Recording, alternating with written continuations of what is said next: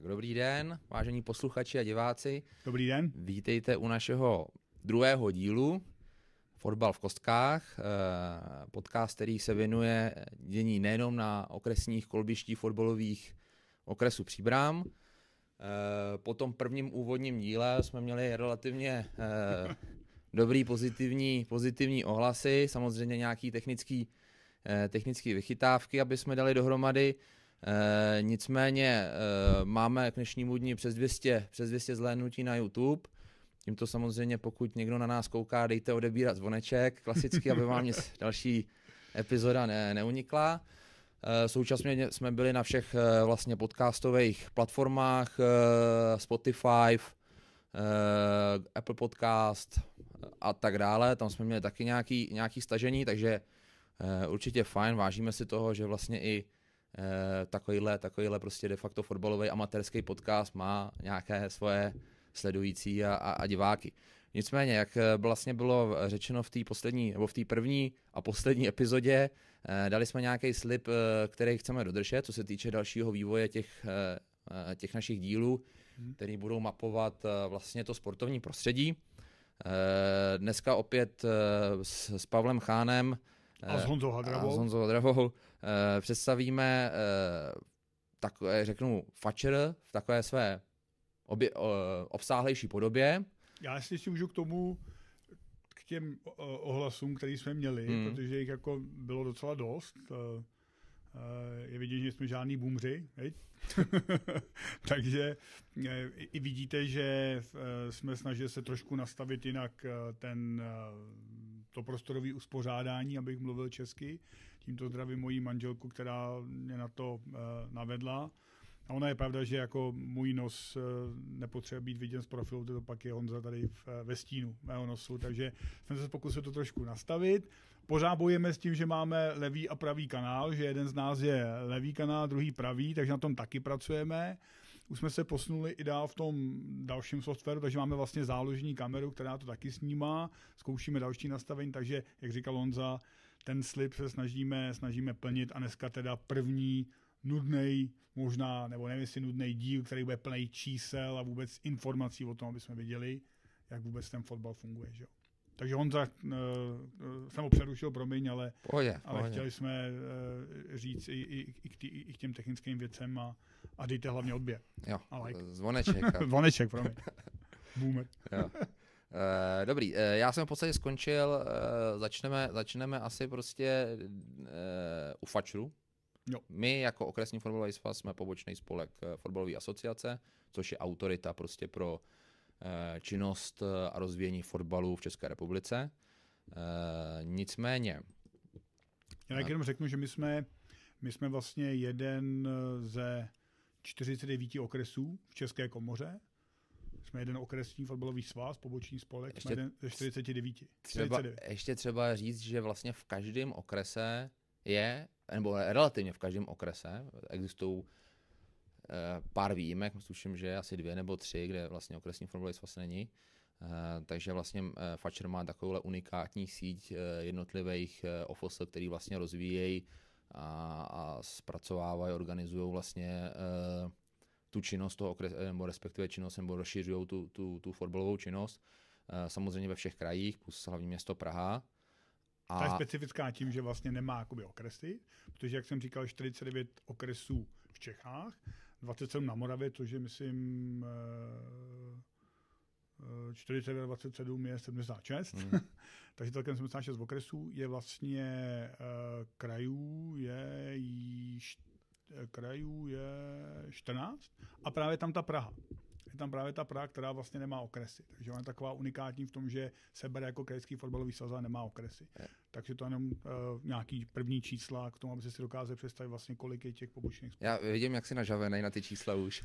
No já to mám tady připravený, já jsem se jako na to připravoval, ale samozřejmě všechno to v hlavě nemám a teď vidíte, že tady to různě lovím prostě, ale jako čísla dneska bude hodně. No. Jo, takže v podstatě ještě další věc s ohledem na tebe, teda když vidím, jak jsi natěšený ohledně tyhle epizody fačerovský a jako vlastně delegát i na valných hromadách, takže v podstatě asi nás tím jako můžeš provést, co se tam děje, jak to vypadá, jak by mohla vypadat třeba i fotbalová asociace, co by vlastně i směrem k nám by se zlepšilo, nebo naopak, co vlastně jako my jako OFS můžeme udělat v rámci celé té organizace, protože OFS a po případě další okresy, kraje, tak furt je to, může se to zdát jako jeden okres, ale ta váha přece jenom tam je v rámci toho fotbalového hnutí. Je to několik tisíc členů, je to u nás několik tisíc členů, prostě, takže jsou okresy, které opravdu mají od stovek po několik tisíc členů, takže jo. Ta valná hromada je vlastně nejvyšší orgán spolku a tak to platí všude, to platí v každém spolku, ať je to národní házená, ať je to fotbal, ať je to jakýkoliv jiný spolek. Nebo včelaři třeba. Tak je to prostě spolek. No a Fatscherovská valná hromada, jak probíhá to podle pana předsedy Fouska je dost dlouhá. Já furt říkám, že to je vlastně nejvyšší orgán toho spolku, to znamená to usnesení valné hromady je závazný pak pro ten výkonný výbor, případně aparát toho Fatscheru. Vlastně je tam 202 delegátů. Ty delegáti jsou tam delegováni, řekněme, podle určitého klíče, kdy vlastně každý okres má právo vyslat delegáta, to znamená, to máte těch 74 vlastně okresních delegátů. Ty jsou tady rozdělena tu Českou a Moravskou komoru, což je docela specifikum, že jo? Což je taky specifikum a už tady si myslím, že byly tendence to nějak prostě rozdělit. Já osobně víš, že jsem zastáncem zrušení jakékoliv komorovosti a spíš by jsem rád, aby vlastně mohli volit všichni a nedocházelo tady k těm různým tahanicím ohledně delegátů a tak dále. Jsou tam teda delegáti taky za kraje vlastně, jak jsem říkal, 9 a 5, s tím, že pozor, Praha má 11 delegátů, tím, jak vlastně zastupují ty okresy a je taky, musím říct, početně velmi silná i z hlediska zápasů. Samozřejmě první, druhá liga, ty to mají garantovaný a vždycky záleží vlastně, jestli jsem v té České nebo Moravské komoře. No pak jsou tam delegáti vlastně za ČFL a Moravskoslezskou fotbalovou ligu, 18 za ČFL, 16 za Moravskoslezskou fotbalovou ligu, s tím, že tam nemají vlastně nárok účasti Bčka. Což je taky docela zajímavý, protože v těch ČFL MFSL je hodně Bček. To samé platí o divizích. U těch divizí vlastně to síto bych řekl jako ještě přísnější, kdy tam z nějakých 47, tuším, divizních 21 a na Moravě je to, myslím, 14 delegátů z divizí. A tam právě jsou ty zmiňované provolby, což je vlastně taky zajímavá věc. A to je relativně jakoby velký téma, když člověk to sleduje, já nevím, na Twitteru nebo na Facebooku, tak vím, že tohleto se jakoby relativně dost často skloňuje. Skloňuje se to logicky, protože máš prostě, není ti umožněno, je umožněno jet všem okresům, na okrese vlastně umožněno jet každému členskému klubu toho okresu, tam můžou hlasovat všichni. Od toho kraje už byly tendence to vlastně jako zužovat a ta provolba znamená, že mám třeba v Středočeském kraji to bylo tak, že bylo třeba 120 klubů a mohlo jet jenom 60. Teď se různě vytvářel ten klíč a jsme u toho, že vlastně okresy kraje jsou pobočné spolky a tam dochází k nějaký, řeknu, lidové tvořivosti ohledně těch stanov. No a stávalo se, že třeba jeden kraj to měl tak, že to rozhodoval STK, druhý kraj to měl tak, že jelo prvních 10 týmů krajského přeboru, první, já nevím, 4 první A třídy, což jako při vší úctě zavdávalo určitým spekulacím prostě a určitě se to nějakým způsobem prostě řídit. Ta STK to byl úplně jako, mi přišlo prostě výsměch demokracie prostě. Takže já prostě říkám, že pojďme prostě všichni, pojďme to vyřešit prostě váhu hlasu a jako taková první vlaštovka je vlastně Středočeský krajský fotbalový svaz, kde bylo 60 klubů, který mohli z těch 120 a ty hlasují všichni. A myslím, že jsme na to zpracovali. Ty jsi předsedající valný hromady, tak víš, jak jsme to měli rychle to hlasování vlastně zpracovaný, i teda díky rychlosti Karla Vyhnala, že jo? To jsem právě chtěl říct, že vlastně tam byla možná zásadní chyba v tom, u té valné hromady Středočeského kraje, že vlastně původně byl nanominovaný nějaký počet čitatelů, který vlastně vycházel z těch stanov, ale ještě za toho starého počtu těch účastníků té valné hromady. A teďka vlastně se zvýšil počet těch účastníků valné hromady na tom Středočeském krajském fotbalovém svazu a nedoplnili se sčitatelé. Ale naštěstí, jak říkáš, ty byl tam Karel Vyhnal, který vlastně jako všechno oblítal a de facto jako spočítal. Nicméně tohleto vím, že byl jako další bod k tomu do příští valné hromady, aby prostě byl dostatek sčítatelů, aby to rychle odsejpalo a sčítali. No. A zase si viděl, že vlastně jsme byli docela dobře připraveni s tou tabulkou, že vlastně Karel nám dal čísla jako vrchní sčítatel a během chvilku všichni věděli vlastně žlutá, červená, zelená, prošlo, neprošlo prostě. Jasně. Takže to fakt není prostě problém a když to řeknu, tak účastníků valné hromady Českého krajského fotbalového svazu bylo skoro stejně, jako je prostě účastníků valné hromady Velkého fačru. Takže já prostě nechápu, proč by nemohlo být prostě v současné době v 21. století, kde je různý elektronický hlasování, který teda je pravda, že zrovna valná hromada hokeje moc jako nepomohla, protože tam si myslím, že se nějak seklo, takže se museli vrátit k tomu plánu B a k tomu standardnímu hlasování, ale nechci tady mluvit o provolbách, prostě jenom spíš chci říct, že prostě mně se líbí ta okresní vize, řekněme, kde vlastně každý ten členský klub jede, vyšle svého delegáta a na té valné hromadě vlastně může úkolovat ten výkonný výbor, případně prostě vyjádřit svou svobodnou vůli, jak si myslí, že by ten okres nebo ta organizační jednotka prostě měla fungovat. A ty provolby prostě docházejí k věcem, že všichni víme prostě, co se týče třeba té české komory, tak tam se děje to, že prostě přijede člověk, dostane vyplněný lístek, dá svůj prázdek, nemu tam prostě vyplní a takhle to funguje, to prostě není demokracie. A já se jako divím těm delegátům, že se to takhle nechají teda. Ale to je věc druhá. Já prostě věřím demokracii, to znamená, když prostě na další valné hromadě řeknou Chán nebo někdo to dělá blbě, jak chce mu odvolat, tak ať to prostě udělají, protože jsou tam prostě nějaký nástroje, jak vlastně se může ta vůle té většiny, té členské základny vlastně jakoby vykonat a v tomhle to prostě já věřím a nelíbí se mi žádné tady to omezování a výmluvy typu, že je to moc a není to moc. Prostě dá se to pomocí váhy hlasů, to množství delegátů bez těch návštěvníků a účastníků valné hromady se dá prostě zredukovat a já znovu říkám, uvádím jako příklad Středočeský krajský fotbalový svaz, kde prostě máme skoro stejný počet jako delegátů prostě a vůbec návštěvníků valné hromady, jako je vlastně na velký valné hromadě fačrů a ten nárůst, kdyby se rušil pro volby, tak by byl prostě jenom minimálně na nějakých asi myslím 25% prostě větší. To za mě, já už se nechci bavit o tomhle, jenom jsem spíš chtěl, vlastně jsme se k tomu dostali z hlediska té valné hromady těm účastníkům. Spíš řekněme, že ta valná hromada těch 202 lidí vlastně pak volí výkonný výbor. To je možná důležitý. 12 členů výkonného. 12 členů výkonný výbor, kde vlastně daný předseda, jsou tam místopředsedové, že jo, za ty komory, kdy platí to, že když předseda jde z Čech, tak první místopředseda musí být z Moravy a obráceně, že jo.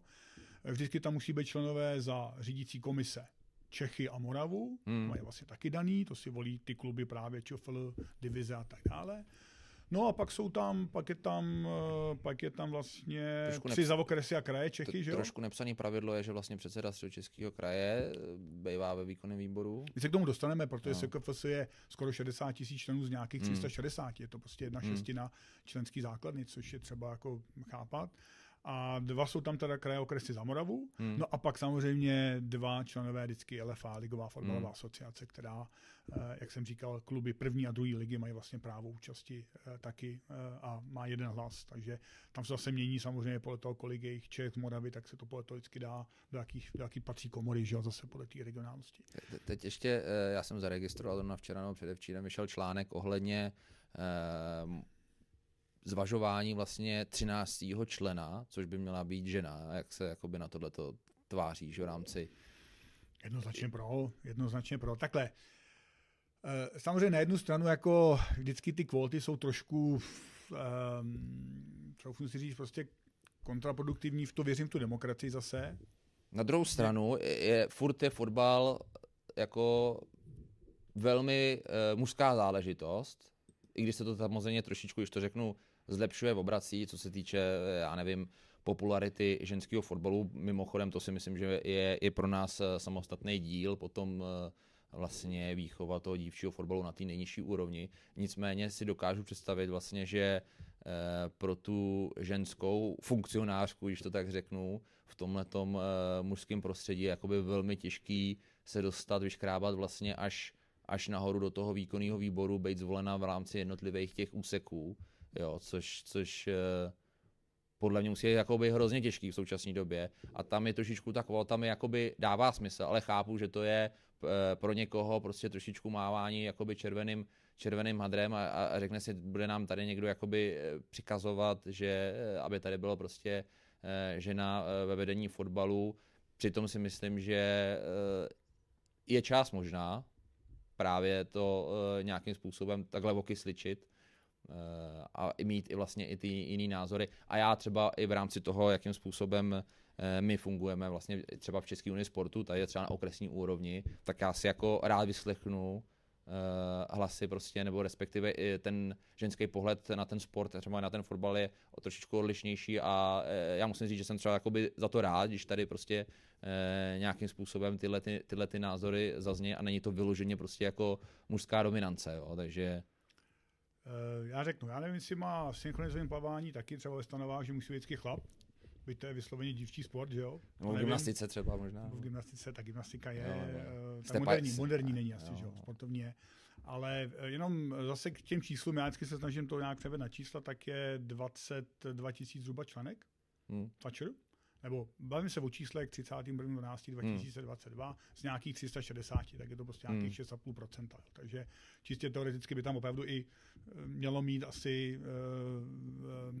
Vychází to procentuálně, to vychází. Jako... to vychází, proč ne. Jak říkám, já prostě, jak jsem říkal, já věřím té demokracii, ale zrovna tady konkrétně, kdyby se mě někdo zeptal, tak určitě budu hlasovat pro. Aby tam ta žena byla. Přesně jak ty říkáš, ty ženský prostě, ať chceme nebo nechceme, koukají trochu v delší perspektivě, což fotbalistům konkrétně chybí. Ten mi přijde, některý fotbalisti koukají fakt jenom jako od soboty do soboty nebo do dalšího víkendu, co bude a dále nezajímá.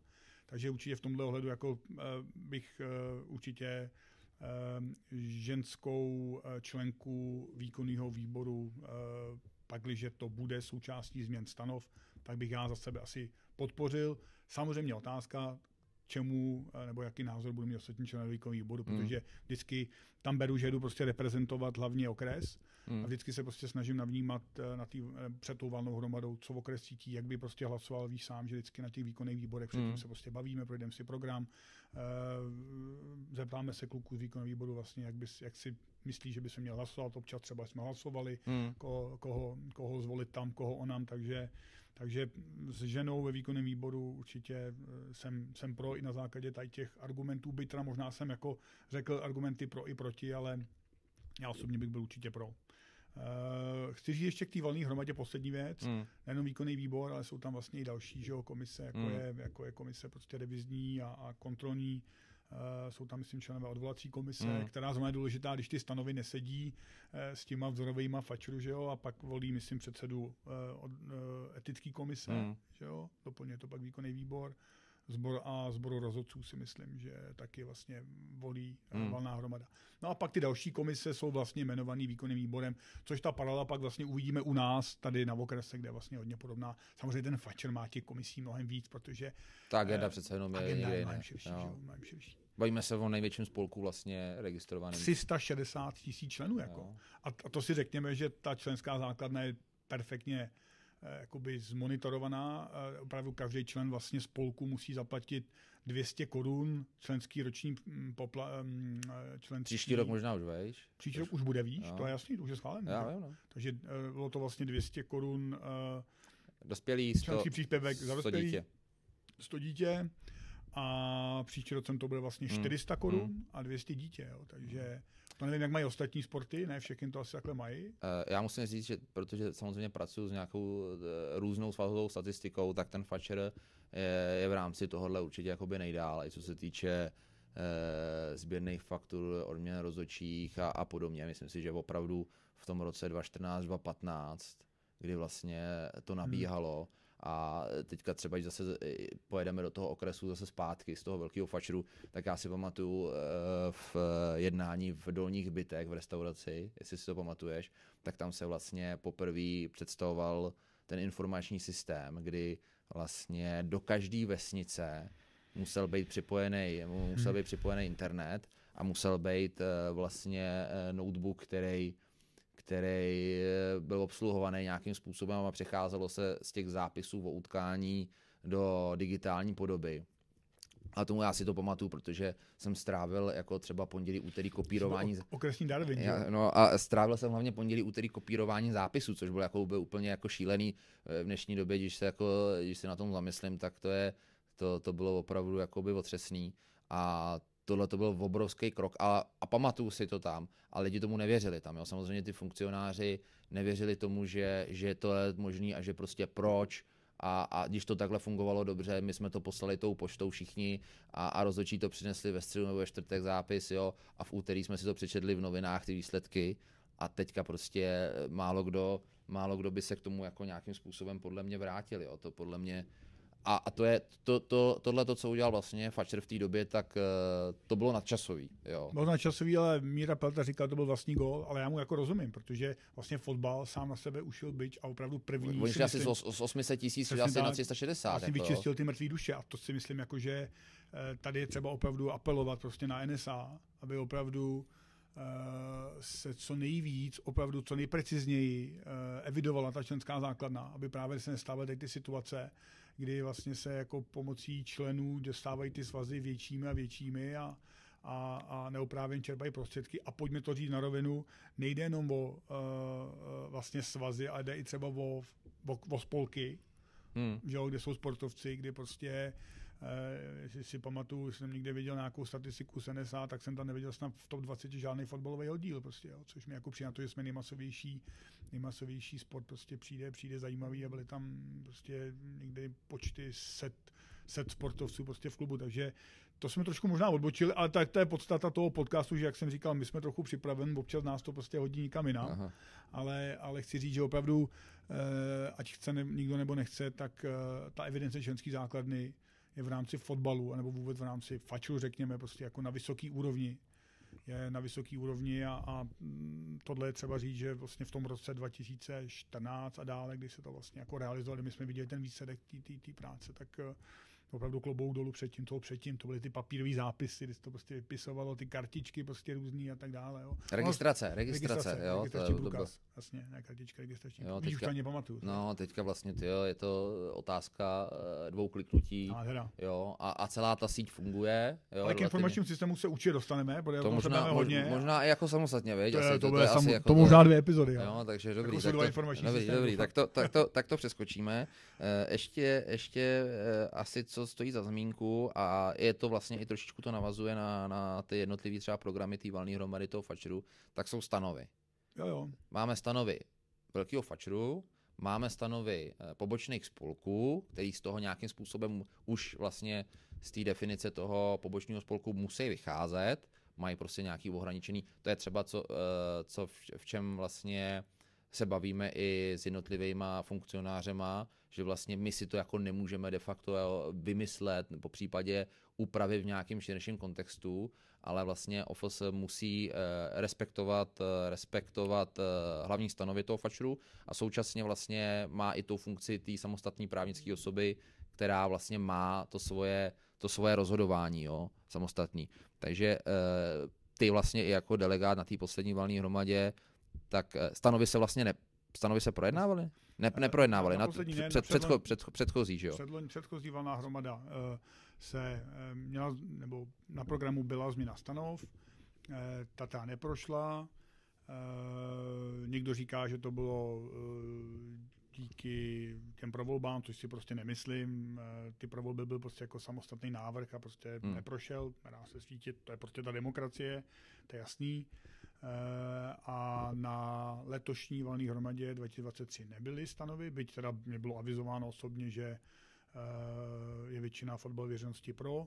Co mám ale informace, respektive já sám jsem vlastně přednesl návrh, aby už na další valné hromadě byly schváleny stanovy, respektive se o nich jednalo. To je velký rozdíl, projednat a vlastně schválit stanovy, takže stanovy vlastně nový počítají s tím, že my nebudeme mít vlastní stanovy jako okresní fotbalový svazy, ale budeme mít vlastně statuty. Ale zase je třeba říct, že vlastně ty statuty z velké části vycházejí z toho, co vlastně teď máme, zažíváme, prožíváme. Já tam v tom nevidím nějaký jako zrovna z hlediska té okresní úrovni žádný problém. Opravdu se dělalo prostě několik desítek vlastně, jenom třeba si pamatuju, ze středních Čech přišlo snad 150 návrhů na úpravu těch stanov. byly tam určitě nějaký střety zájmu, to byly takový třecí plochy, že vlastně rozhodčí nesměl být, nejdřív oni jsme ve výkonném výboru okresu, pak nakonec se z toho myslím stalo, že nesmí být aspoň předsedou, takže nevím, jako kam se to posune. Myslím si, že tam právě teď se řeší ty věci typu těch kvót možná. Vím, že UEFA něco k tomu měla, že to se taky snaží tam vložit svoje věci, takže uvidíme. Já zatím nemám informaci o novém návrhu stanov, určite to bude. Doufám, že to bude jako prezentováno nebo komunikováno dřív, než to bylo vlastně v tom roce 2022, kdy právě si myslím, to bylo nešťastný z toho důvodu, že vlastně jsme měli fakt jenom jako si 3 týdny to hnutí na to, aby ty stanovy prostě mohlo nějak připomínkovat. My jsme je připomínkovali, vznikla nějaká ještě pracovní skupina, ale bohužel se prostě neschválili. Ale je třeba říct, že nový stanovy je třeba schválit, protože je tam dost věcí, které umožní vlastně i lépe uchopit ty následující věci typu procesních řádů a tak dále. Nejsem právník, to spíše na LPO fačru, ale prostě stanovy nebyly schválený, snad budou teda příští rok. Stejně tak, jak si říkal o těch členských příspěvkách, tak se vlastně odsouhlasilo akorát to, že se zvýší 200 na 400. S tím, že vlastně my jsme byli hodně velký propagátor, iniciátor tohoto zvýšení, tady na okrese a vlastně ve středních Čechách. Já mám pocit, že jedna z prvních valných hromad, který to odsouhlasili, tak jsme byli my tady na Příbrami, pak to nějakým způsobem začínali jakoby přebírat i ostatní, kde se to ve většině se to povedlo, někde se to nepovedlo, co jsem jakoby slyšel. Pak samozřejmě velkým hybatelem byl kraj, kde se to vlastně taky odhlasovalo. No. Tím pádem si myslím, že i vlastně výkonný výbor fačru dostal takový, jako když to řeknu, získával takový mandát k tomu, aby to dokázal i na té valné hromadě, nebo aby aspoň minimálně o tom začal vážně uvažovat. Nakonec to teda vlastně přednesl valné hromadě, protože samozřejmě bavíme se, ten nárůst je tam značný, že jo, ten dvojnásobek je to dvojnásobek, nám šlo o to, aby se dostala vlastně ta druhá část, řekněme, aby se dostala do fotbalového hnutí. A teď samozřejmě je která souvisí možná i s tím dalším, kam jako míříme v rámci toho. Těm financím, že jo. No, protože zase členské příspěvky vygenerují ročně zhruba 55 milionů korun plus minus. To znamená, že to vynásobí 2, tak těch 55 si vlastně nechává, 55 milionů si nechává fačer, pro který jsou to, bych řekl, příjemné peníze v tom smyslu, že si s nimi už nakládá, jak prostě chce. Sice valná hromada řekne, co s nima, nebo může valná hromada, když se s nima stane. A vlastně tomu fotbalovému hnutí tady z toho spodku ty okresy, protože šlo o to, tu druhou, ten předpokládám výnos dalších 50 milionů, protože předpokládám, že samozřejmě ten výnos asi klesne, teď tím, jak se to zdraží, tak je možný, že někdo třeba řekne, tak já už vám 400 dávat nebudu, tak se právě řešilo, jak to rozdělit a my jsme chtěli vlastně minimálně polovinu z těch 50 milionů dát vlastně do okresních fotbalových svazů, které jsou z mýho pohledu vlastně jako hodně podhodnocený a my si můžeme vlastně říct, teď se dostáváme k těm financím, asi si chtěl říct? Jo, je to tak, jo, protože je třeba říct, že vlastně za posledních 10 let, 8, tak v podstatě, co se týče financování od fačru směrem k OFS, tak nebyl žádný nárůst. Ba naopak mám pocit, že některé roky jsme dostávali o pár tisícovek víc, teďka jsme na nějakých 437 tisíc, tuším, že co se týče peněz od fačru na OFS, s tím, že vlastně náklady nás jako OFS jsou někde kolem 800, 900, možná, teď se bavíme zhruba tenhle rok asi o 1 milionu nákladech, jo, ale to pak asi nějakým způsobem ještě rozebereme, nicméně je třeba podle mě s tím něco udělat, pokud my máme takovou činnost, jakou teďka máme oproti těm dalším rokům, to znamená výběry, 11, 12, 10, dívčí fotbal, perfektně zvládnutá od Jirky Kuby, 11, 14, 17 nová, jo, což jsou všechno jakoby super projekty, nicméně třeba za minulý rok nás to stálo 250 tisíc, vybavení, pokud se bavíme o reprezentaci, tak už by to mělo být, že když to řeknu, ty děti by si to jako měla by to být už nějaká podsta, my bychom měli jako fotbalový svaz zajistit to, aby se tam nějakým způsobem dostali, aby bylo o ně nějakým způsobem opečováváno a aby u toho aspoň trošičku, aby to nevypadalo, že mají dres po starším bráchovi, jako jo, nebo ségře, takže aby to nějakým způsobem vypadalo, takže se vlastně do toho i nainvestovalo. Nicméně ty turnaje jsou super, dál pokračujou, ale je třeba, aby jsme na to nějakým způsobem získali finance, že jo? Tím se dostáváme teda k těm financím ohledně toho okresu bez celkového hnutí. Tak já možná začnu ze zhora, pak se je to 425 000, jsme dostali, myslím, v rok 23. Smutným paradoxem bylo, že vlastně, myslím si, že předtím s tím rokem 23, 22, 21, 20 se jelo podle vlastně číslo z roku 2019. Protože tím covidem a tak dále nebylo vlastně nic, protože tam je důležitý ten počet zápasů. Zase, nebudem říkat nic, snažíme se udržet těch velkých čísel.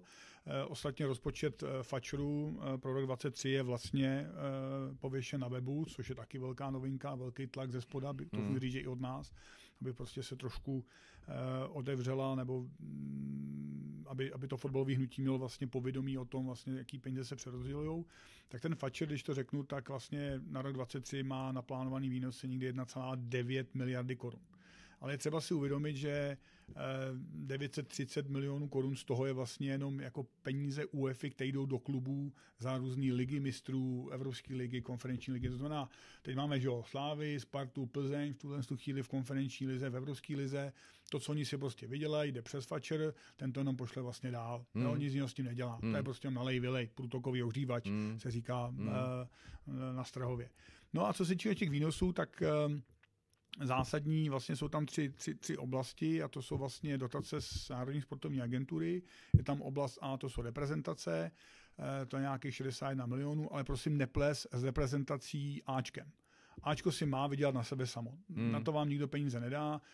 Ačko vlastně prodává marketingová práva skrze STES, to znamená vlastně STES prodává marketingová práva, on část peněz dostane z UEFA, co já vím, část prostě dokáže vydojit tady z těch místních, vidíme sami, kdo sponzoruje reprezentaci, takže tam má prostě nějaký smluvní závazky, za tomu dají ty partneři prostě nějaký peníze, takže Ačko do toho nepadá. Bavíme se spíš o takových těch... To si myslím, že třeba jako se hodně takový nevědomosti, co se týče širší veřejnosti, že když se podívá na program reprezentace, má tam vlastně Fatcher třeba přidělenou nějakou částku, tak najednou... Ne, to není Ačko. Tak to není Ačko, ale někdo samozřejmě, už jsem i zažil tyhle ty nějaký, no a to je na to repre a oni si jezdí na ty hotely a tedy, přitom to tak není, že jo, samozřejmě, to jde prostě do těch mládežnických reprezentací, jo, takže tak. To je třeba určitě upřesnit. Takže to 61 milionů se dostane 70, se musí naprosto precizně prostě vyúčtovat. Pak je tam vlastně oblast B a to je talentová mládež. Měli jsme trošku... No, řekni si to ty. Trošku technický problém, ale nicméně jsme ho vyřešili. Takže my jsme nenadávali zvuk, takže jsme si řekli, že jsme skončili reprezentací. Tak. To znamená, zdůrazníme, že Ačko si na sebe vydělá samo skrze STES a ten oblast A reprezentace jde na tu mládež, ženy a tak dále. Prostě, jo? Ty neáčkový reprezentace. Pak je tam oblast B, talentová mládež, to je 221 milionů korun, která se dělí vlastně mezi ty regionální fotbalové akademie, to je taky velký téma, jestli mají být, nemají být, jsou to vlastně akademie, o kterých by asi dokázal hodně mluvit Tonda Barák. V rámci většiny krajů má být vlastně nějaký středisko, kde se ty nejlepší hráči z toho kraje vlastně od pondělí do pátku mají zajištěný vlastně školu, že jo, program, rehabilitaci, stravování, ty nejlepší podmínky a tak dále. No a pak velká z těch peněz jde taky na ty různý krajský SCMK, okresní SCMK a tak dále. To znamená, to jsou v zásadě hlavně, ono to vlastně není o tom, co hraješ, a je to o tom, že jo, vlastně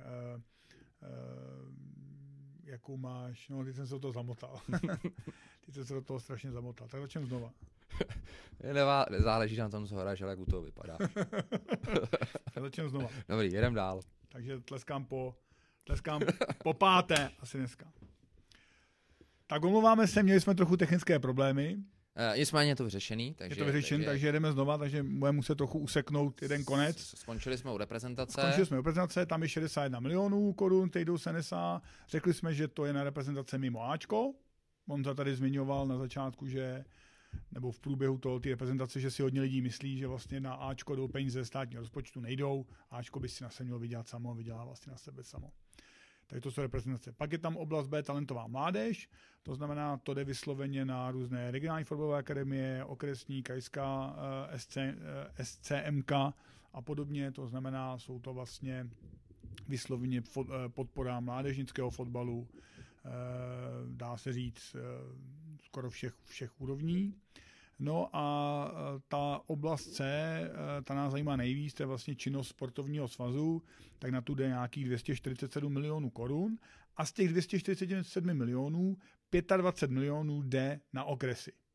A zhruba dalších 25 dá se říct na kraje, on to je trošku rozdělený, to je vlastně Fatscher platí krajské sekretáře, takže on ta přímá podpora je zhruba na nějakých 16 milionů korun, takže zase, abychom si dokázali představit, z těch 25 milionů si dostane okresní fotbalový svaz Příbram pro rok 2023 425 tisíc korun. Ta částka se vlastně skládá z fixu, který je pro všechny okresy stejný. Paušál 150 tisíc korun a zbytek je vlastně částkou za každé odehrané utkání kategorie starší žáci a výše a dospělí včetně jednoho okresního poháru. To znamená, čím více utkání odehraješ... Já myslím, že tam jsou i mladší žáci, člověče. Mladší žáci? Já si myslím, že tam jsou mladší žáci, Omlouvám se, máš pravdu. že jsou vymutý přípravky, akorát minifotbal a dolů. Přípravky a minifotbal, omlouvám se, máš pravdu naprosto. To znamená, čím více vlastně ten okres organizuje utkání, tím by měl dostat více peněz, plus je tam nějaká ta, řeknu, to rovnoměrné rozložení peněz v tom, že dostane ten okres minimálně 150 tisíc korun. No a z těch 425 tisíců korun vlastně ten okres by si měl, nebo náš okres měl zaplatit vlastně kancelář, měl si zaplatit sekretáře, nějakou účetní, do toho, jak, teď nevím, jestli to bylo slyšet nebo nebylo, ty mezikrajské výběry a tak dále. To bylo to slyšet. Takže když se podíváme třeba na účetní závěrku, respektive výkaz zisku a ztráty OFS Příbram za rok 2022, tak jak říkal Honza, vlastně ty náklady OFS Příbram v roce 2022 byly nějakých, mám přesně 1,984 tisíc korun, ale je třeba říct, že velkou část, je to 850 tisíc korun, jsme vlastně poskytli příspěvky klubům, jsme vlastně peníze, které jsme nakumulovali jako přebytky rozpočtu z těch loňských a opravdu hodně dlouhých let. Je třeba si říct, že to je ještě za dob programu 5, kdy tam přibyly peníze, vlastně nevyčerpané peníze programu 5, úplně první pilotní projekt, si pamatuju, jak jsme dělali nějaký letáky. Že jo? Takže... Já bych řekl, že to je vlastně nakumulované peníze nebo nakumulované finance od roku někdy 2011, 12, 13, pak vlastně následně výkonný výbory a tedy, jo, vlastně tam se bojovalo, já jsem teda nastoupil v roce 2013-14 přelom, takže tam se bojovalo, že vlastně ani v té kase jako nebylo de facto nic a nějakým způsobem se jelo od znova a vlastně v rámci toho výkonného výboru předchozího a následně dalších postupů, tak vlastně se nakumulovala takováhle částka, která vlastně potom, když to řeknu po těch covidových 2 letech, tak vlastně se poslala na členský kluby s tím, aby nějakým způsobem mohli s tím disponovat a neleželo to vlastně na účtech nebo na účtu fotbalového svazu příbramského. Je třeba taky říct, že vlastně to znamená, furt nám zbývá nějaký 1 milion korun a tady třeba si říct, že vlastně teda řekněme, že těch 430 máme z Fatscheru, nebo 425 máme z Fatscheru jako příspěvek. Je třeba taky říct, že tam vlastně máme zhruba 140 tisíc korun, tam máme, mu se říká revoluce, to znamená, to jsou vlastně poplatky za projednání, tresty, STK a tak dále. Poplatky za změnu termínu, pokuty teda disciplinární nějaký příčiny, který se uhrazují, pokuty z disciplinárek a tedy. Vyjma startovního. V mnoha okresech se platí startovné, v okrese Příbram se neplatí startovné už taky dlouhé roky. Takže o ten příjem jsme přišli. Je třeba říct, že se nám daří ještě vždycky dotace získat nějaké. To znamená, je třeba i tady poděkovat vlastně kraji a městu Příbram, které nám dalo vlastně nějakých 130 tisíc korun v tom roce 2022. Celkem ty instituce. Celkem tady ty instituce. A zbytek teda jsou vlastně nějaké dary ze soukromého sektoru, což vlastně na rok 2022 byl takový pilotní v tom, že se nám poprvé podařilo získat nějaký první peníze ze soukromého sektoru, ať formou, teda drtí většině vlastně darovací smlouva, byl to dár. To jsme si vlastně dali jako de facto za cíl, si pamatuju, po tom covidu, aby jsme jako dokázali sehnat i ty peníze mimo FAČR. A to se nám, myslím, povedlo, to bylo nějakých snad 170 000 korun, si se dobře pamatuju. 120 určitě a ještě jsme vlastně dostali 50 000 ze SKFS. Což je taky třeba ocenit, protože vlastně si nepamatuju, že bychom my jako okres dostávali z kraje nějaký peníze. Finance ne, většinou to byla materiální podpora. Takže tohle to vlastně všechno jako dáme dohromady a vlastně nám, když si odpočteme těch 850 000, tak jsme vlastně byli ve ztrátě 865 000 korun v tom roce 2022. Ale zase musíme si říct to, že jsme vlastně nakupovali přesně nový dresy vlastně pro všechny naše výběry. Nakupovali jsme tady nějaký PC vybavení, tenhle monitor a tak dále, takže to jsme to dali a už účastnili jsme se, myslím, 17 meziokresních soutěží. Ano, je to tak. A na tu meziokresní soutěž vlastně potřebujete s autobusem, jo, dáte něco prostě trenérovi a tak dále. Musí se tam najíst ty děti taky, že jo? Děti se tam musí prostě najíst, jo. Takže prostě tohle je zhruba něco málo, nějaký informace, aby si dokázali představit vlastně, že okresní fotbalový svaz Příbram vlastně, co jsem se díval, tak měl vlastně za rok 2022 kalendářního celkem 1640 utkání. Z toho 1053 jich bylo od starších žáků výše. Tady ten zbytek byly ty malé formy, mladší žáci a přípravky. A vlastně do toho je 17 meziokresních soutěží minimálně, které jsme vlastně jako zrealizovali. Do toho máme vlastně, do toho jsme měli nějaká setkání, valné hromady, aktiv klubu a tak dále. To si pak řekneme asi dál a budeme se hlavně potom dál bavit o těch jednotlivých komisí, co která komise vlastně dělá. Je třeba říct, že vlastně na konci roku se snažíme zhruba tak 50 000 korun vlastně dát jako odměny těm členům těch komisí jednotlivých, že jo. Což když se pak poslechne... 30 lidí to je, jo? 50 000 to je dost málo, ale prostě opravdu na ty okresy, my jsme se museli strašně sálo dlouhou oklikou k tomu vlastně, proč jsme chtěli ty peníze na ty okresy těch členských příspěvků. Že opravdu prostě, sice my jako okresní fotbalový svaz Příbram jsme, někdo by mohl říct, vy jste rozdělili prostě 900 000 korun skoro, jasně, ale opravdu říkám, největší gro těch peněz jsme získali opravdu v těch začátcích v tom programu 5, kdy opravdu nám třeba ty kluby nevyčerpaly, že jo, za 50-60 tisíc tam prostě skočilo. Jeden si snad jeden pamatuju, snad 100 000 dobře pamatuju, takže tam to takhle vlastně naskákalo a my jsme opravdu prostě vždycky se snažili tady, co já jsem výkonným výboru, což už je to skoro 12 let, tak jsme se vždycky snažili prostě opravdu sdílet náklady s ČUSem, to je taky třeba říct, že vlastně tu kancelář dílíme společně s ČUSem, takže se snažíme ty náklady prostě takhle minimalizovat. Snažíme se prostě, někde nám některé firmy pomůžou tím, že nám třeba něco vytisknou, natisknou, polepí a tak dále, takže prostě opravdu se snažíme dělat maximum pro to, aby jsme těch peněz utráceli co nejmíň a když už, tak se vlastně vracíme do toho hnutí. Připomenu ještě rozhodčí, že jo, jsme vlastně dávali asi 40 000 voucher rozhodčím, aby jsme vlastně podpořili, platíme vlastně startovací balíčky, což je vlastně Funglnovi, když to řeknu, přijdete na školení, uděláte test, dostanete kartu, píšťalku, pravidla fotbalu, dostanete dresy, a jdete pískat prostě. Takže opravdu je velmi těžký pro ten okres z toho mála, co dostane, prostě nějak smysluplně fungovat a já říkám, že ten okres vlastně ví nejlíp, co to fotbalové hnutí asi trápí. Tak je v podstatě sestavený z těch funkcionářů z těch jednotlivých klubů, že jo, de facto, jo. Který vědějí co a jak, relativně znají to prostředí velmi dobře, proto si myslím, že na to dokážou nějakým způsobem jako reagovat, jo. Takže to je tak jakoby třeba říct, že ten výkonný výbor je opravdu trenéři, funkcionáři a tedy z těch, když to řeknu, z těch 50 klubů, kterými máme, sdružujeme, což jsme asi možná ani neřekli, tady, že 50 klubů, jo, takže tohleto, že mají blízko k tomu, samozřejmě.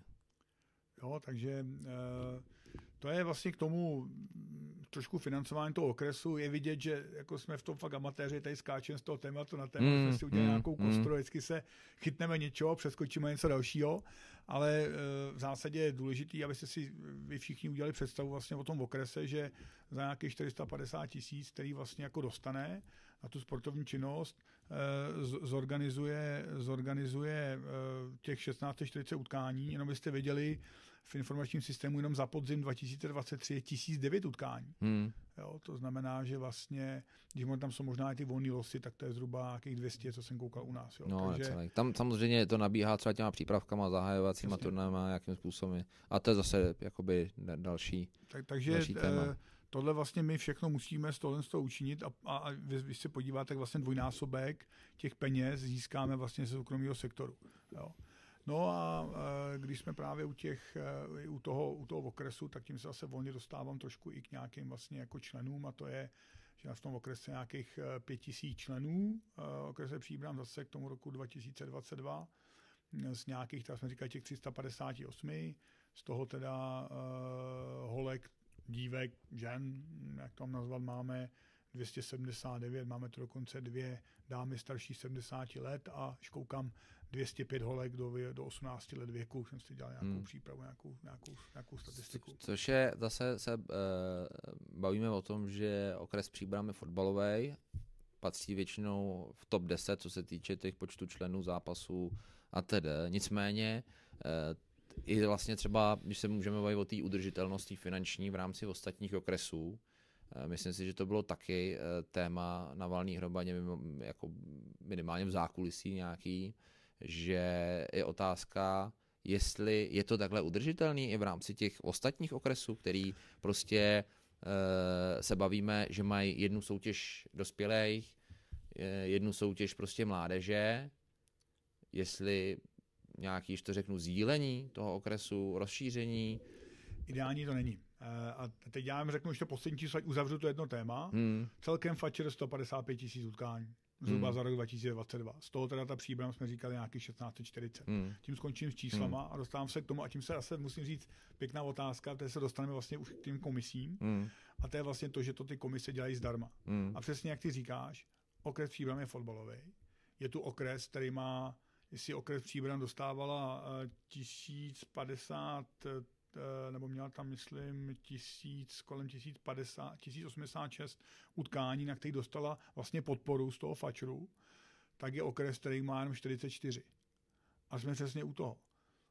Ten okres dostane těch 150 44 utkání. Jo. Což je prostě velký nepoměr. Že? A jsme u toho, že vlastně na tom okrese to všechno funguje na bázi dobrovolnosti.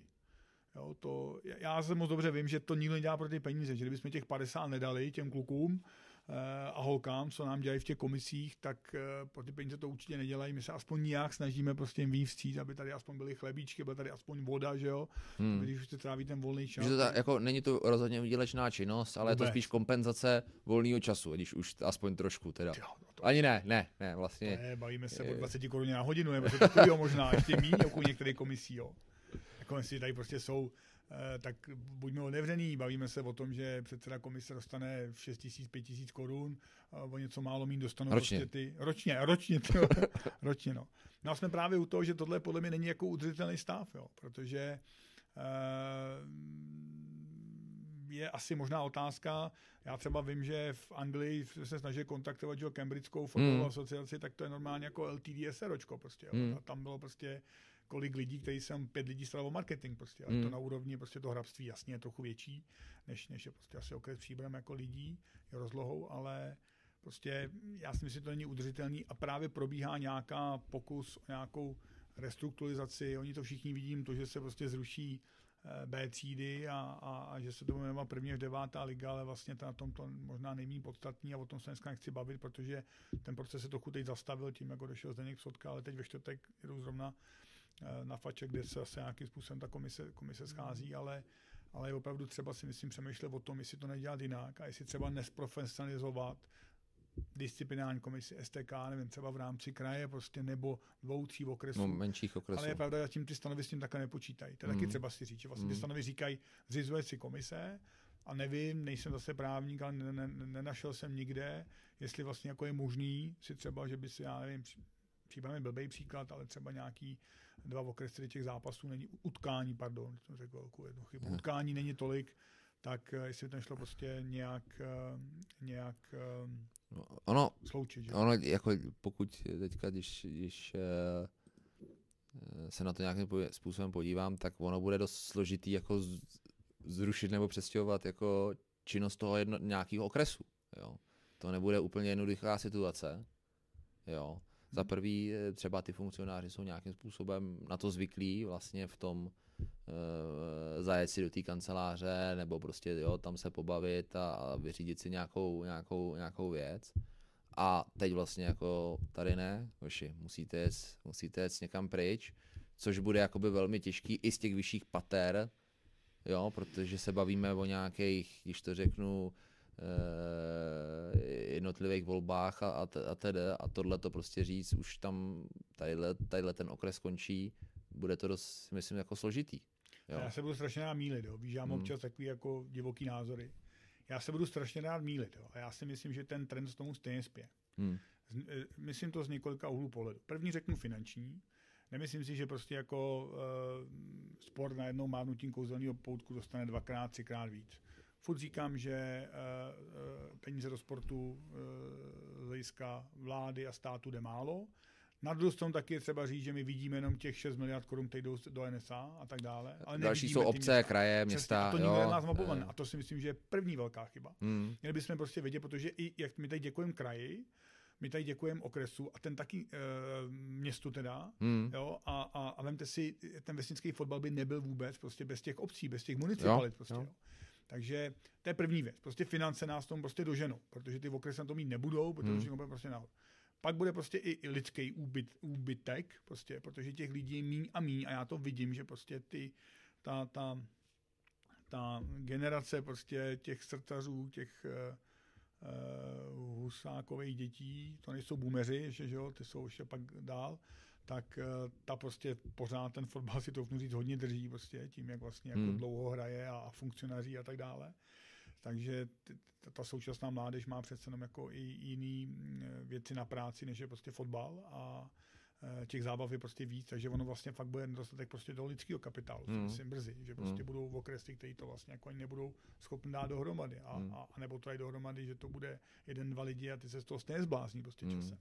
Takže já si myslím, že to stejně jako přijde dřív nebo později, protože nám se to strašně dobře mluví totiž. My jsme fakt jako lidnatý okres a lidnatý kraj. Já to chápu, já jsem třeba z jižních Čech, to jsem tady říkal minule, že jo, komu fandím.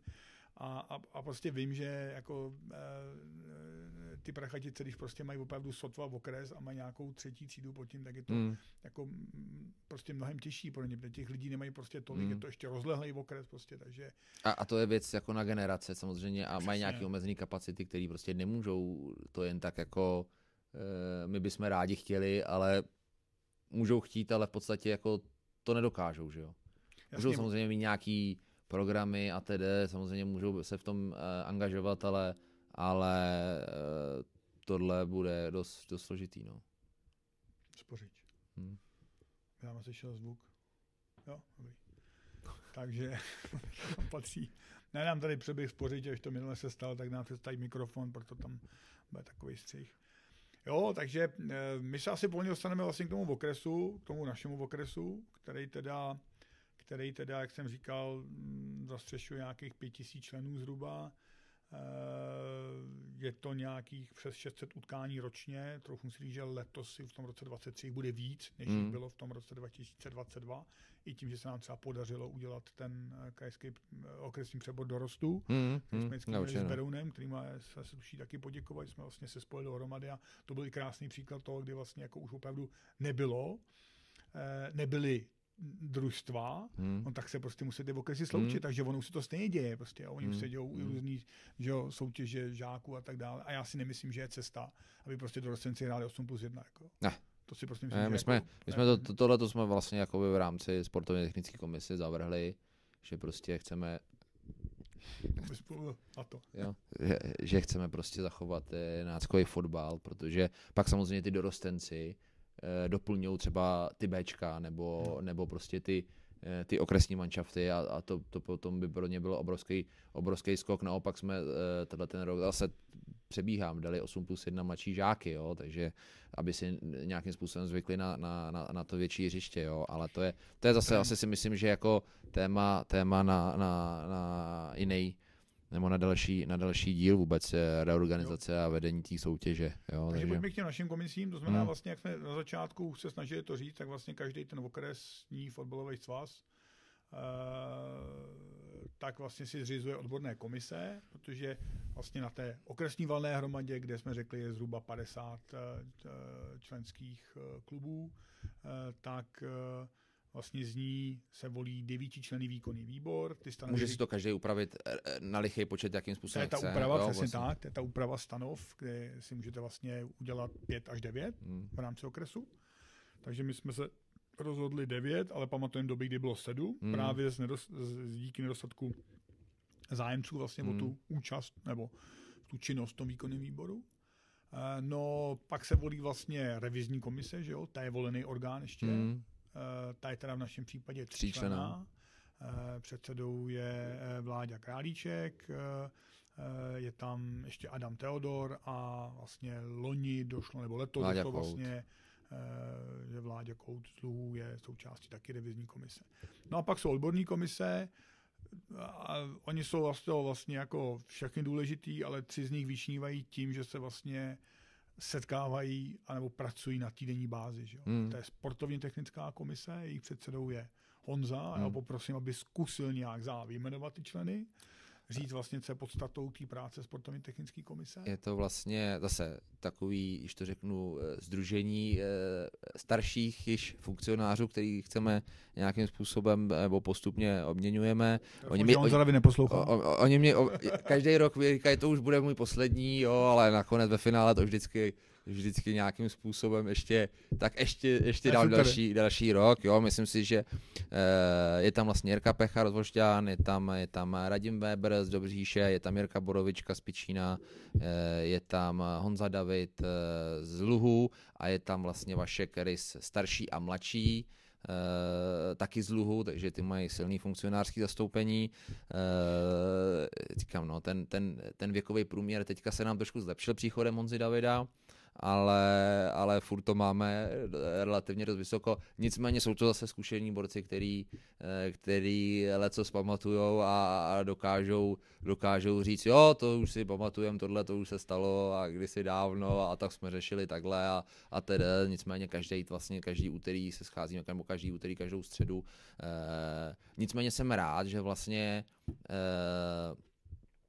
i když řeknu ve věku mýho dědy a tedy tyhle ty vlastně členové, tak si dokázali vlastně zvyknout na ty počítače a procházeli si zápisy o utkání, takže v podstatě vlastně tu přípravu na to jednání vlastně mají doma, jo, to si prostě projdou všecko, tak aby jsme tady nemuseli strávit prostě kontrolu zápisů jednotlivých 3-4 hodiny, což mimochodem v rámci těch papírových zápisů ta komise takovým způsobem fungovala, že prostě přišlo to poštou, někdy to přišlo jako na poslední chvíli, v úterý se sešlo, prošly se všechny zápisy, některé ještě jakoby chyběly a teď se jasně kontrolovali IDčka, veškeré jakoby podklady.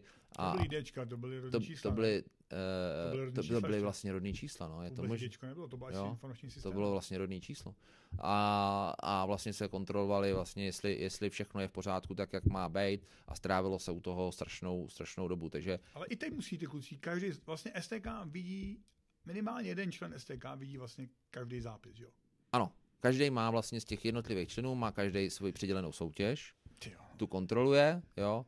A samozřejmě podle soutěžního řádu na to nějakým způsobem reagujeme a samozřejmě řešíme, a to je většinou už na takový, to už jde na takový volnoběh, když to tak řeknu, v rámci změn termínu utkání, tam už máme nějaké svoje určené pravidla, kdy vlastně na to nějakým způsobem já reaguju, že jo, jako když to řeknu placený aparát, takže tak, aby vlastně ten zápis se změnil, aby na to reagovali rozhodčí, aby jsme vyhověli tomu klubu, tak v podstatě pracujeme čtvrtek, pátek i vlastně po dobu tomu jednání té komise, tak vlastně máme nějaký interní pravidla, jakým způsobem to můžeme schválit.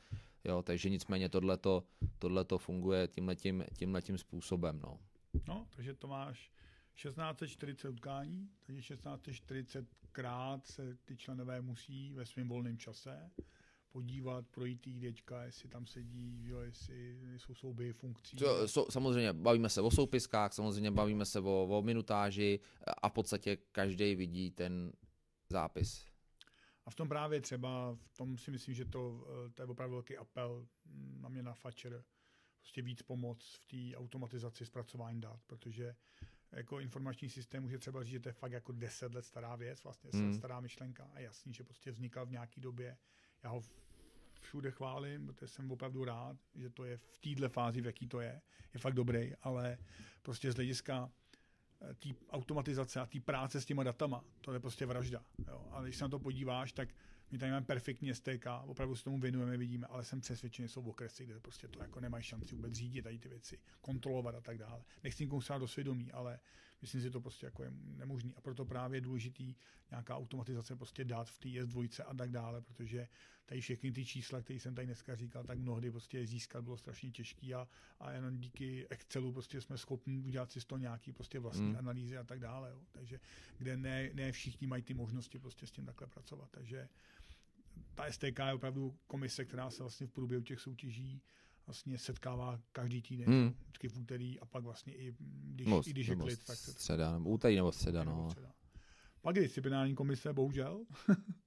I ta je. I ta je důležitá, i ta je a bohužel říkám právě z toho, že já bych byl radši, kdyby DK nebyla, protože to by znamenalo, že nejsou červené, nejsou žádné disciplinární přečiny a přestupky, ale bohužel jsou, tak ty se taky vlastně musí setkávat každý týden. Takže tam je předsedou Petr Kyselý už dlouhý roky, co já ho pamatuju vlastně pořád jako člena dlouholetýho a pak předsedu disciplinární komise, takže patří velký dík. Členy jsou vlastně Tomáš Kyselý, Vlasta Dudáček, Vlasta Sváda a Marek Soukup. Takže oni vlastně mají za úkol... Tomáš Kyselý jsem říkal. Říkal jsem Tomáš Kyselý jako první. A říkal, důležitý je, že oni vlastně vždycky po každém odehraném kole vlastně zkontrolují zase zápisy a v případě tam je nějaký vyloučený nebo nějaký Oni to mají označený samozřejmě od rozhodčích. Tak vlastně musí rozhodnout o trestu a vycházejí z disciplinárního řádu, který jim většinou říká, je to tohle, je to počet utkání od do, případně pokud od do je tam takovýhle disciplinární přečin, takovýhle prostě trest a oni vlastně jako skupinově, co já mám informace, já jsem taky byl vlastně členem disciplinární komise, takže si pamatuju, vždycky hlasovali, jestli dáme, teď neřeknu 2 nebo 5 zápasů, že jo, taky jsme se snažili na to napasovat ten správný paragraf toho disciplinárního řádu, který se taky prostě nějakým způsobem vyvíjí. Ale taky samozřejmě oni komunikují spolu v podstatě už od neděle, od večera, jo, tím, že vlastně si vyměňují nějaký názory.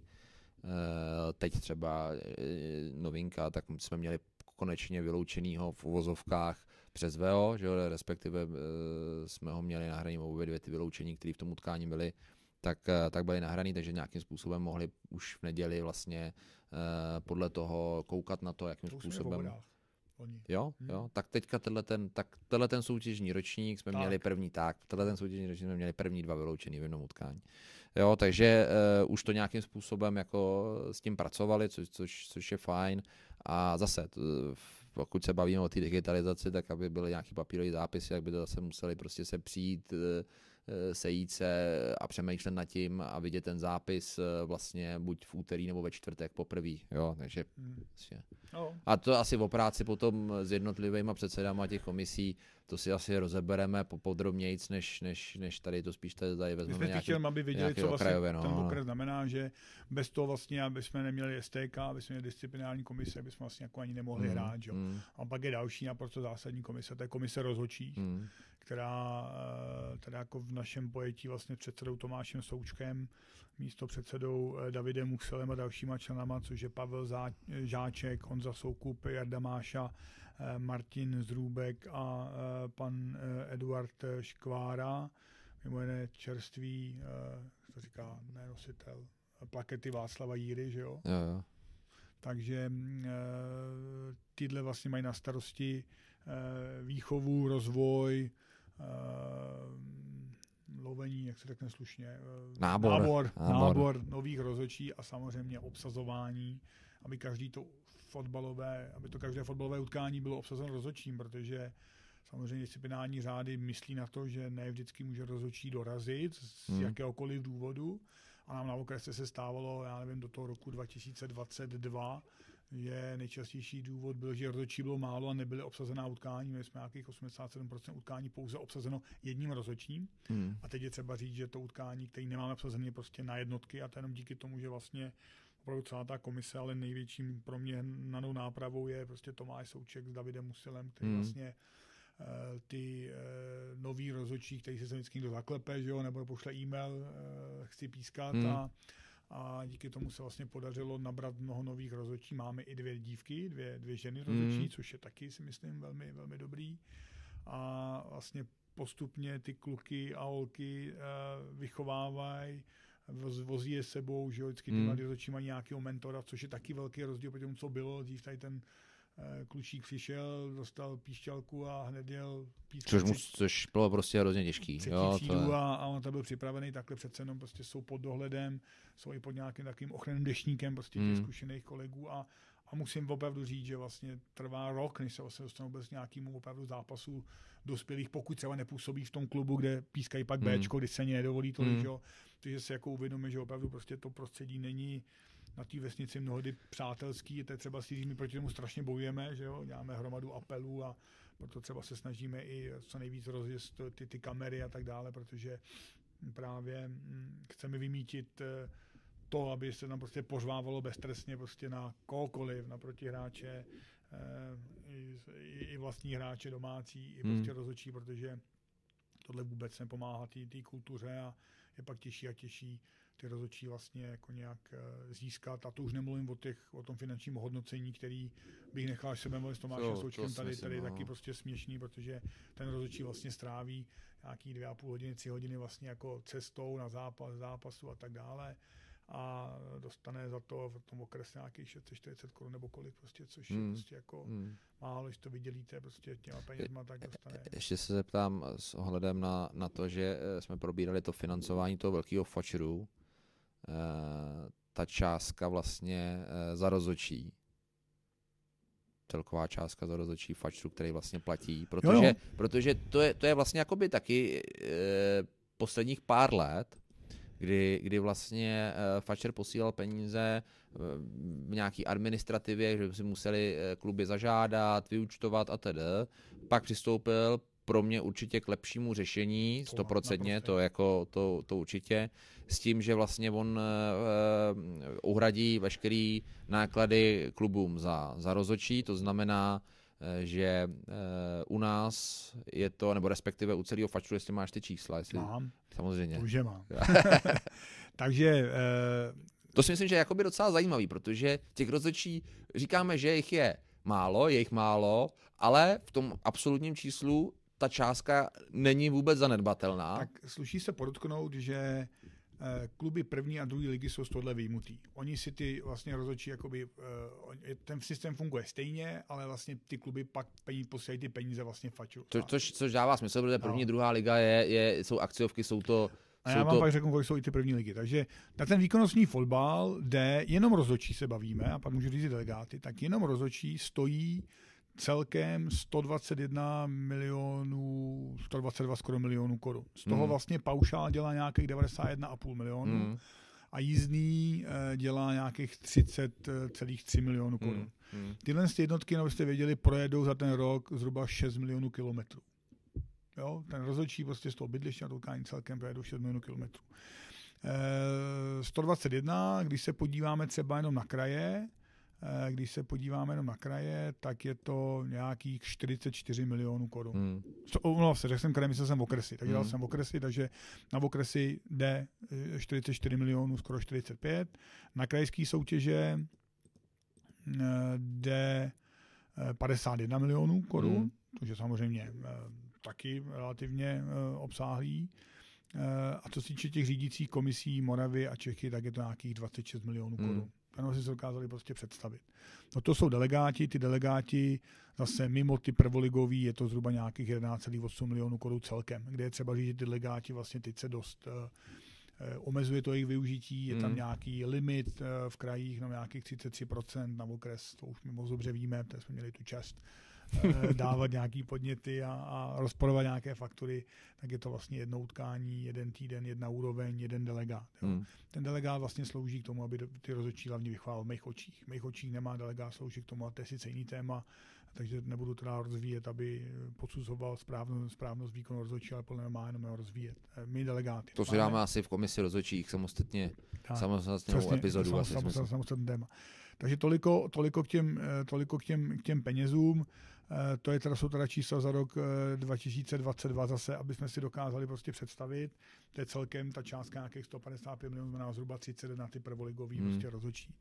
Takže to je si myslím jako velmi důležitý a hezky jsi to připomněl, kolik peněz se vlastně dává na ty rozhodčí, protože to je vlastně podpora klubům. To je třeba si taky uvědomit.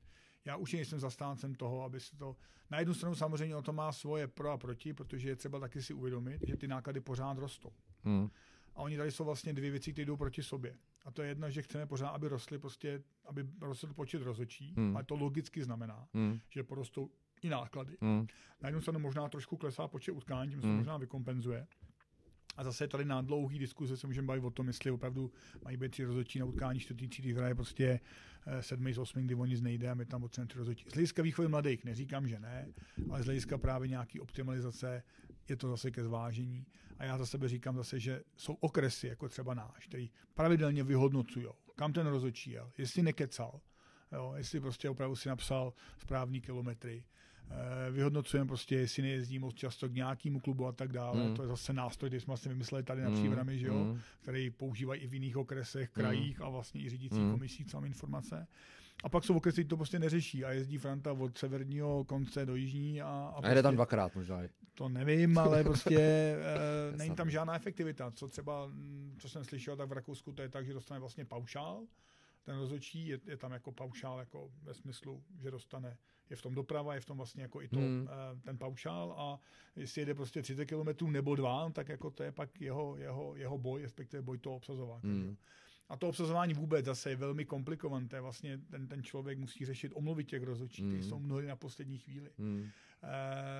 Ten systém na rovinu zase je velmi manuální, takže on tam chudák musí lézt, prostě, že jo, furt to překlikávat, jenom založit prostě tu delegaci, je prostě otázka několika kliků a teď ty se zase bavíme tisíce utkání prostě ročně, si to viděl, to je prostě pár víkendů, takže to je prostě neskutečný penzum práce pro toho obsazováka. Okresního i teda krajského musím říct, to jako nechci mluvit o Příbrami, ale vůbec celkově minimálně ty okresy, kde prostě těch počet utkání prostě vysoký. Takže toliko k těm číslům za ty rozhodčí. Takže dost peněz. Je to dost peněz a teď, když se bavíme a určitě se budeme bavit i v rámci té samostatné epizody, kdy vlastně to finanční ohodnocení není adekvátní tomu, co ty rozhodčí nebo kolik toho času tím stráví, tím jedním utkáním. Jo. A teď, když se budeme bavit o nějakém nárůstu v rámci desítek korun, jo, nebo prostě dejme tomu v těch okresních soutěžích 100, 120, 130 korun, si myslím, že to, tak nám to úplně jako vyskočí. Nicméně, podle mě, je to nezbytný.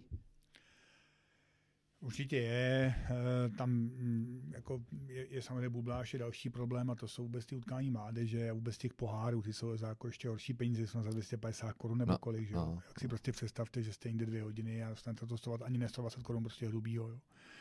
Nemluvím o tom, že neřešíme ještě, že dostává 5 korun na kilometr, kdy vlastně to tak jako šalamounský pojmenovaný, protože já když třeba vezmu soukromý auto a jedu vlastně jako pro zaměstnavatele, tak mám nějakou fixní částku, která řeší tu amortizaci a plus vlastně řeší se tam i vlastně ty pohonné hmoty, tady se dá prostě nějaký jako jeden paušál, 5 korun na kilometru a já si myslím, že to prostě nepokrývá i to, že používáš to vlastně si ničíš to svoje prostě auto, jo. Takže jako tohle je opravdu velký téma, rezonuje to tím hnutím, jsou nějaký návrhy, nápady, jak to udělat.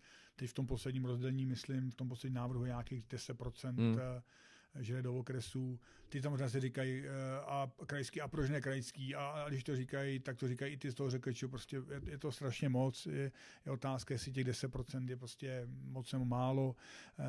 Je to podle mě otázka opravdu toho rozdělení. Teď v listopadu bude nějaký setkání okresních předsedů, protože určitě ty peníze chceme, je třeba prostě najít nějaký klíč, jak se prostě opravdu ty peníze prostě rozdělí a hlavně, aby prostě skončil i u těch rozhodčích. Já si přiznám, že představit se přidá prostě i krajským rozhodčím a tak dále, ale prostě je třeba dopředu vidět vlastně, co to přinese, to zvýšení, kolik to bude stát, kolik dostanou z toho ty rozhodčí. On se řekne 10%, jo, ale to nepokryje, si myslím, jako jen ty okresní rozhodčí, protože to je nějakých 5 milionů korun, a jestli jsem říkal, že na těch paušálech bylo nějakých kolik, tak to prostě nemusí třeba vůbec znamenat, že těch 10% se dostane ty rozhodčí a my potřebujeme opravdu pokryt i hlavně ty pohárové utkání, tu mládež a tak dále, prostě, protože to fakt jako vůbec není hodnocený, že tady řešíme nějaký meziokresní soutěže a tak dále a my jsme to neplatili my, jako v okres dopláceli, tak ten rozhodčí jako by nám asi ani nepřijal. Ne? By byl placený podle toho té přílohy 5 řádu rozhodčích a delegátů. Takže ten sazebník máme, my se ho pak určitě jako projdeme v tom samostatném. Jasný. Půjdeme asi dál? No, já už si myslím, že jsme jako, nevím kam dál. Protože... Máme ještě teda komisi mládeže. Pravda. Jo, máme ještě komisi mládeže. Možná nevím, jak dlouho to tady máme, asi zhruba hodinku. Možná, že komise mládeže je taky tak důležitý téma. Minimálně jedno. Jo, že prostě si to projdeme stejně tak, jako vidím ten ženský fotbal u toho, jo. Jednotlivý předsedy komisí a podobně, kde vlastně bychom rozebrali tu práci podrobnějc, ty procesy třeba toho rozhodování. Nicméně já si myslím, že asi zase pro dnešek, že by to mohlo... se sluší tu komisi mládeže vyjmenovat. Určitě, jo, pardon, aby jsme... Předseduje Míra Bodnár, vlastně náš okresní GT Mák, Grassroots, trenér mládeže. Ano. Členy té komise mládeže teda Sláva Brunslík, Pavel Foltín, Láďa Petrák, Zdeněk Vlasák, Miloš Jirásek, Petr Jindrák, Jirka Šťástka, Zdeněk Makovička a Jirka Kuba. Jirka Kuba je taková vlastně ještě, ten má ještě tam tu svoji odnož toho dívčího fotbalu. Takovou ženskou armádu má pod sebou. Tak, takže to je vlastně střed okresu dívčího fotbalu, Jirka Kuba z Pičína. Takže to si ale, jak jsem říkal, si řekneme spolu asi, jak budeme řešit vyslovit jednotlivý komise, to bude asi formou nějakého rozhovoru a už je těch témat teda hodně. Dneska máme skoro hodinu, si myslím. Zase na rovinu říkáme, že se učíme, na rovinu říkáme, že zkoušíme prostě různý platformy. Máme tady i vlastně druhý video, který zkoušíme, protože už asi možná od příštího dílu budeme muset možná něco sdílet, to bychom se mohli podívat už konkrétněji na ty předpisy, co upravuje, na co si dá prostě pozor, kam se podívat, kde to najít. To třeba nebude už tak dlouhý, to už se třeba nebude muset tak rozkecávat, protože leda bychom to všechno četli, ty stovky stránek, ale to asi ne. To bychom asi moc zvonečku nezískali, si myslím, ale určitě se tomhle podíváme a pak si myslím, že už bychom se měli připravit na nějaký rozhovor, už prostě uděláme rozhovor s nějakým předsedou té komise a začneme prostě řešit tu problematiku blíže, co se týče vlastně těch jednotlivých komisí. Ještě třeba říct, já tady mám napsaný jako v poznámce, že v podstatě pokud byste se chtěli podívat na tu činnost naší, kterou jsme teďka jakoby řekli trošku podrobněji, nebo aspoň si vypíchnout, nebo respektive vypíchnout si nějaký takový ty highlighty, které jsme měli za tu uplynulou sezónu, tak buď na Instagramu nebo na úřední desce si můžete stáhnout ročenku zdarma, jo, kde vlastně jsou tyhle ty data zveřejněný, jsou tam i pěkný obrázky, který jsme pořídili, jsou tam vlastně rozhovory a vyjádření jednotlivých předsedů těch komisí. Myslím si, že se to docela povedlo, jsou tam tabulky vlastně výroční a myslím si, že to vypadá fajn a vlastně přibližuje tu práci toho okresu v nějaký takový vizuální podobě. Takže fotky jsme dělali vlastně my, že jo? Většinu, myslím, že jednu asi. Myslím si, že asi jedna tam není vyfocená, ale to je asi, myslím si, vzatá, nicméně, jo, osa nebo snad ne. Nicméně, takže vlastně si to můžete každý jakoby podívat na to, projít, je to vlastně zdarma ke stažení. Já k tomu řeknu ty ročence, že vlastně to jsme si mysleli, že by nám třeba mohlo nějaký, jak to říká, fundraiser, že by nám mohlo sebrat nějaký prachy a prodali jsme asi 3, že jo. Takže to je přesně o tom, že my se opravdu snažíme prostě ty peníze nějak do toho hnutí prostě dostat, jakkoliv. Zatím nejdem cestou, že bychom prodávali názvy soutěží. Já když jsem se díval na ty názvy soutěží, to bylo fakt neskutečný, co se tam prostě objevilo jako názvů a kdo všechno. To vypadá jak nějaká anonce už. Dokáže jako, sponzorovat, ale zase jako je to důsledek toho, že ty peníze prostě nejsou. Jo? Je to prostě přesně jako řešíme, jestli mají být drkami na ledě, když vidíme pak NHL, prostě, že jo, kde je čistý led a loga bez drezu a pak prostě koukem tady, takže to jsem trošku odbočil, ale jenom, že i ta ročenka, jsme si měli jiný plány, ale jako musím říct, že jsem na ní strašně pyšnej, to je velký kredit tady Honzovi, který vlastně s tím přišel a vlastně zase všichni členové, nebo respektive předsedové komisí, teď zase vlastně nad rámec toho, co musí dělat každotýdenně, tak ještě vlastně museli sebrat podklady, dodat fotografie, dodat prostě nějaký text a říkám, myslím, že to pěkně a hodnověrně ukazuje tu práci těch komisí a vůbec toho okresu, je tam hodně čísel a ty fotky si myslím jsou fakt mnohdy povedený ze všech těch akcí, co my prostě děláme, finále přípravek a podobně a pak ta radost, že jo, z přebírání těch pohárů, to je vždycky prostě největší, vlastně dá se říct, pro mě jako pro předsedu prostě jako radost, když prostě opravdu vidím, ale to se nám podařilo, že do posledních kol vlastně jsme nevěděli, komu ten pohár dáme, že jo, to bylo hodně zajímavý a to je to koření prostě toho fotbalu tady, že vlastně do poslední chvíle se čeká, kdo bude první, kdo se stoupí a vlastně ten sportovní duch vlastně se promítne až do posledních možných chvil toho soutěžního ročníku. Tak jo, pro dnešek snad uvidíme, jak to se stříháme. Snad to je nahraný teda ještě. Snad je to nahraný, když tak to je nahraný na druhým. Takže omlouváme se, ještě pořád to máme levá a pravá, že to nemáme stereo, pracujeme na tom, kdyby někdo věděl a v GarageBandu to dá do stereo, tak budeme rádi. Budeme taky rádi za jakýkoliv podněty, jakýkoliv... Určitě můžete, pokud nás sledujete na YouTube, tak určitě do komentáře napsat, co se vám líbí, co se nám nelíbí, nebo co bychom mohli třeba eventuálně probrat v rámci příštích dílů, na co bychom se měli zaměřit. Samozřejmě budeme rádi za odebírání videa, zvoneček. Určitě se podívejte na naši ročenku, sledujte nás na Instagramu. Teďka tam jede U17, jede do Střešovic na další kolo, takže můžete se podívat, budeme zveřejňovat nominaci, takže to je, co nás čeká. Příští týden vlastně končíme podzimní část soutěžního ročníku, takže to je další věc. Takže někdo už skončil. A takže tohle to nás teďka čeká. My určitě v nejbližší době nahráme další díl, který vám poskytneme. A sledujte nás dál. Budeme rádi. Tak jo. Ahoj. Ahoj.